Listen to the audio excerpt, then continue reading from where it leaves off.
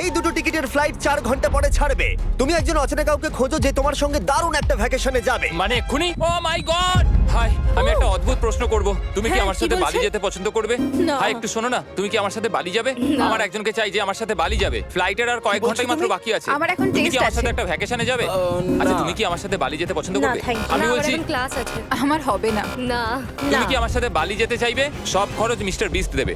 দাঁড়াও, সত্যি? যদি তুমি হ্যাঁ। মিস্টার বিস্টকে সাবস্ক্রাইব করে থাকো তো। ওর সাবস্ক্রাইব করা আছে। তোমার পাসপোর্ট আছে তো? তুমি কি যাবে? হ্যাঁ। চলো চলো, তাড়াতাড়ি চলো। তৈরি? একদম তৈরি।